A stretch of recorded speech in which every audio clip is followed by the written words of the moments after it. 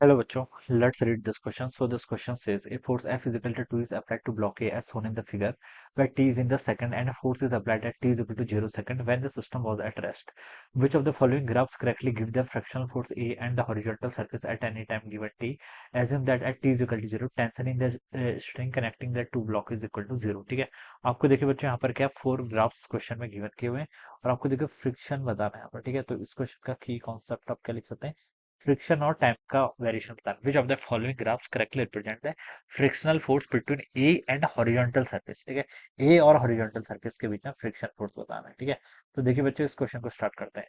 तो चलिए इस क्वेश्चन को स्टार्ट करने से पहले देखिए यहाँ पर एक हिंट और दे रखी है। Assume that at t is equal to 0, जब टाइम 0 था, tension in the string connecting the two blocks is 0। ठीक है, ये मान लीजिए आपका ब्लॉक ए है, दिस इज अ ब्लॉक ए, ये क्या आपका ब्लॉक है। ठीक है, इस पर आप एक फोर्स लगा रहे हैं। ठीक है, फोर्स जो किसके इक्वल है, टी के इक्वल है। ठीक है, अब बच्चों देखिए इस ब्लॉक पर कौन कौन से फोर्स लेंगे, ये ग्राउंड के साथ कांटेक्ट पे है, तो सबसे पहले तो इस पर एक इसका मान लीजिए मास एम ए के इक्वल है, m a g downward direction में लगेगा। ठीक है, एक आपका नॉर्मल फोर्स लेगा अपवर्ड डायरेक्शन में। ठीक है, सरफेस आपकी रफ है। ठीक है, उसका coefficient of static friction new S है और काइनेटिक फ्रिक्शन किसके इक्वल है, न्यू के इक्वल है। इतना क्वेश्चन गिवन कर रखा है। ठीक है, और बच्चों हमें देखिए पता है और हम यहाँ पर से बता सकते हैं, देखिए इतना आपका है। ठीक है, अब बच्चों देखिए यहाँ पर देखिए इसके साथ एक आगे भी एक ब्लॉक और कनेक्ट कर रखा है। ठीक है, ए इसके पीछे पीछे एक ब्लॉक आपका बी भी क्या कर रखा है, कनेक्ट कर रखा है। ठीक है, तो ये आपका बी यहाँ पर से है। अब क्वेश्चन में देखिए हम ग्राफ इसका प्लॉट करते हैं। ठीक है, देखिए क्या होगा, फ्रिक्शन वर्सेस टाइम का ग्राफ प्लॉट करना है फॉर ब्लॉक ए के लिए। ठीक है, अब बच्चों देखिए इनिशियली फ्रिक्शन कितना लेगा, जब देखिए time t is equal to zero, time t is equal to zero से हम स्टार्ट करते हैं।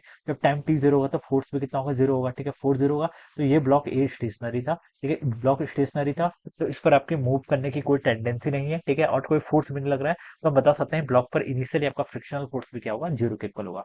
लेकिन जैसे जैसे आपका टाइम इंक्रीज करेगा, ये जो आपका फॉरवर्ड डायरेक्शन है फोर्स है, राइट डायरेक्शन की तरफ फोर्स है, ये भी क्या करेगा, इंक्रीज करेगा। ये इंक्रीज करेगा तो देखिए सरफेस आपकी रफ है, तो इसमें कौन सा फोर्स लगेगा, स्टैटिक फ्रिक्शन लगने लगेगा। पहले कौन सा फोर्स लगेगा, स्टैटिक फ्रिक्शन। और स्टैटिक फ्रिक्शन देखिए क्या होता है, F S is must be lesser than और equal to mu S into N के इक्वल होता है। स्टैटिक फ्रिक्शन का फॉर्मूला ये होता है, स्टैटिक फ्रिक्शन का एग्जैक्ट फॉर्मूला नहीं होता, हम इसको एक इनइक्वलिटी से डिफाइन करते हैं। ठीक है, और स्टैटिक फ्रिक्शन कहाँ तक वैल्यू अपनी चेंज करता है, जीरो से लेकर ये अपनी कहाँ तक ले लेगा, न्यू एस एन तक लेगा। मैक्सिमम वैल्यू इसकी कितनी हो जाएगी, न्यू एस एन के इक्वल। ठीक है, तो जीरो से लेकर न्यू एस एन तक इसकी वैल्यू क्या होगी, चेंज होगी। तो देखिए अगर मैं इसको लिखूं न्यू एस एन, एन क्या होता है आपका नॉर्मल, यहाँ से आपका एम जी के इक्वल होगा। तो देखिए ये आपका जो फ्रिक्शन का फोर्स है, जैसे जैसे आप इस फोर्स एफ को बढ़ाएंगे, वैसे वैसे जो स्टैटिक फ्रिक्शन पीछे की तरफ लग रहा है वो भी क्या करता रहेगा, इंक्रीज करता रहेगा। ठीक है, स्टैटिक फ्रिक्शन अपनी वैल्यू को क्या करता है, एडजस्ट करता है। ठीक है, जैसे जैसे आपका कैपिटल एफ टाइम के साथ साथ इंक्रीज कर रहा है, वैसे वैसे वही वेरिएशन आपका स्टैटिक फ्रिक्शन का भी होगा। ठीक है, तो हम बता सकते हैं कि अगर ब्लॉक स्टेशनरी है तो जो स्टैटिक फ्रिक्शन होगा वो किसके इक्वल होना चाहिए, एफ के इक्वल होना चाहिए। और एफ किसके इक्वल है, टी के इक्वल है। ठीक है, तो ये जो ग्राफ आएगा ये क्या आएगा, स्ट्रेट लाइन आएगी। तो ये इनिशियली तो देखिए बच्चों आपका इस तरीके से क्या आएगी, स्ट्रेट लाइन आएगी। ठीक है, ये कब तक होगा, देखिए यहाँ पर आपका limiting value of static friction, अगर मैं यहाँ पर देखूं तो ये आपकी देखिए जो आपका फ्रिक्शन फोर्स होगा यहाँ पर आपका। ठीक है, सॉरी, इसको हम क्लियरली ड्रॉ कर लेते हैं।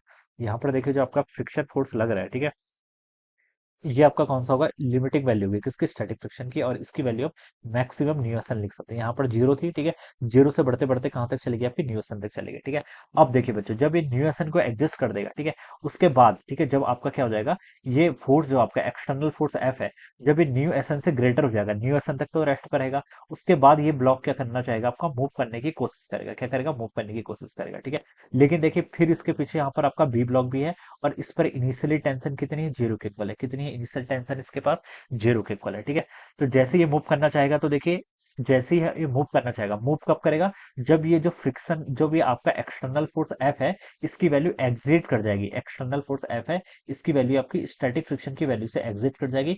उस सिचुएशन में हम बता सकते हैं कि इस ब्लॉक की टेंडेंसी होगी, जो ब्लॉक ए है, इस ब्लॉक की टेंडेंसी होगी फॉरवर्ड डायरेक्शन में मूव करने की। ठीक है, तो जैसे ये मूव करने की कोशिश करेगा, वैसे ही देखिए पीछे वाला जो ब्लॉक भी है, ये स्ट्रिंग बिल्कुल टाइट हो जाएगी, टॉट हो जाएगी। ठीक है, तो उस कंडीशन पे यहाँ पर आपके क्या लग जाएगा, एक टेंशन फोर्स लगना लग जाएगा। क्या लग जाएगा, टेंशन फोर्स। और ये टेंशन फोर्स आपका कौन अप्लाई करेगा, ठीक है, ये ब्लॉक पे देखिए यहाँ पर भी हमें, इसमें भी आपका रफ सरफेस रफ है, इसका कोफिशिएंट न्यू के इक्वल है, ठीक है, और ये आपका न्यू एस के इक्वल है। ठीक है, तो बच्चों ये स्ट्रिंग आपकी टाइट हो जाएगी। ठीक है, तो बच्चों देखिए ये अभी भी आपका क्या करेगा, मूव नहीं करेगा, तो ये ग्राफ आपका थोड़ा सा और ऊपर जाएगा जाएगा जाएगा, यहाँ तक जाएगा। ठीक है, और यहाँ पर देखिए बच्चों आप लिख सकते हैं जो आपका स्टैटिक फ्रिक्शन होगा वो किसके इक्वल होगा, यहाँ पर आपका एफ एस इसके कारण लग रहा है, रहा है और एक एफ एस इसके कारण लगेगा, तो हम लिख सकते हैं कि एफ एस, ठीक है। यहाँ पर आपका ये ग्राफ इस तरीके से कुछ चला जाएगा, ठीक है। ये आपका ग्राफ इस तरीके से कुछ जाएगा। अब यहाँ पर ये इस तरीके से कुछ हो जाएगा, ठीक है। इस बार देखिए जो आपका फ्रिक्शन फोर्स नेट लगेगा वो किसके इक्वल लगेगा, देखिए इसका न्यू एस एन नॉर्मल, अगर देखिए ए और बी को हम टोटल सिस्टम मान लेंगे, यानी कि न्यू एस टाइम्स कितना हो जाएगा आपका नॉर्मल, देखिए इस पहले वाले ब्लॉक में कितना हो जाएगा आपका एम ए जी के इक्वल प्लस आपका एम बी जी के इक्वल, इतना आपका नॉर्मल फोर्स ऐसे लगने हो जाएगा, ठीक है। ये क्या आपकी लिमिटिंग वैल्यू है, या फिर इसको हम बोल सकते हैं मैक्सिमम वैल्यू है। इसके बाद आपका ये दोनों system block a and b दोनों साथ में क्या करने लगेंगे, मूव करने लगेगा, ठीक है। तो ये जो आपका न्यू एस एन था बच्चों, पहले वाला न्यू एस एन, ये इसके करस्पॉन्डिंग था। जब आपका ये न्यू एस एन को देखिए, मैं यहाँ पर पहले के केस में लिमिटिंग वैल्यू लिख लेता हूँ। पहले आपकी लिमिटिंग वैल्यू कितनी हो जाएगी, न्यू एस इंटू नॉर्मल, पहले कितना लग रहा था एम ए इंटू जी के इक्वल, ठीक है। फिर आपका स्ट्रिंग टाइट होगी तो उसके बाद आपका मैक्सिमम वैल्यू यहाँ तक जाएगी, ठीक है। उसके बाद देखिए ये दोनों सिस्टम क्या करने लग जाएंगे, अगर आपका जो फोर्स है एक्सटर्नल फोर्स, वो इस वैल्यू को भी क्या कर जाएगा, एग्जिट कर जाएगा। उसके बाद हम बता सकते हैं ये दोनों के दोनों क्या करने लग जाएंगे, फिर मूव करने लग जाएंगे। और जब मूव करने लग जाएंगे तो हमें बता देखिए ये जो आपका काइनेटिक फ्रिक्शन होता है इसकी वैल्यू देखिए इस जनरल स्टैटिक फ्रिक्शन से थोड़ी सी स्मॉलर होती है, ठीक है। काइनेटिक फ्रिक्शन देखिए हमने पढ़ा भी है, देखिए किसी ऑब्जेक्ट को देखिए रेस्ट से स्टार्ट करना थोड़ा सा क्या होता है, मुश्किल होता है एज कंपेयर टू द उस फोर्स को कंटिन्यूअसली सेम वेलोसिटी से चलाना, ठीक है। अगर किसी रफ सरफेस पे देखिए आपको कोई ऑब्जेक्ट रखा हुआ है, ठीक है, अगर आपको उसको मूव कराना है तो आपको थोड़ा सा फोर्स ज्यादा देना पड़ेगा एज कंपेयर टू द अगर वो बॉडी आपकी कांस्टेंट वेलोसिटी से मूव कर रही है, ठीक है। तो उस बॉडी को कांस्टेंट वेलोसिटी से मूव कराने के लिए, तो यहाँ पर आप लिख सकते हैं ये थोड़ा सा ग्राफ क्या था, नीचे स्टीपर आता है, उसके बाद ये ग्राफ आपका जाता है, ठीक है। यहाँ तक तो बच्चों देखिए आपको कौन सा फ्रिक्शन फोर्स लग रहा था, स्टैटिक फ्रिक्शन फोर्स। यहाँ तक टाइम टी1 तक मैं बता सकता हूँ स्टैटिक। उसके बाद जब आपका ब्लॉक मूव करने लग जाएगा तो ये ग्राफ थोड़ा सा नीचे आ जाता है, ठीक है। और यहाँ पर आपका कौन सा फोर्स लगने लग जाएगा, आपका काइनेटिक फ्रिक्शन। तो यहाँ पर आपका काइनेटिक फ्रिक्शन लगेगा, ठीक है, इससे ऊपर, ठीक है। और इससे नीचे आपका कौन सा फोर्स लग रहा था, स्टैटिक फ्रिक्शन लग रहा था, ठीक है। तो इस तरीके से बच्चों क्या हो जाएगा, आपका ये ग्राफ आपका यहाँ पर बेस्ट रिप्रेजेंट करेगा, ठीक है। तो देखिए इसको अगर मैच करो तो बी वाला ऑप्शन यहाँ पर ट्रू होगा, ठीक है।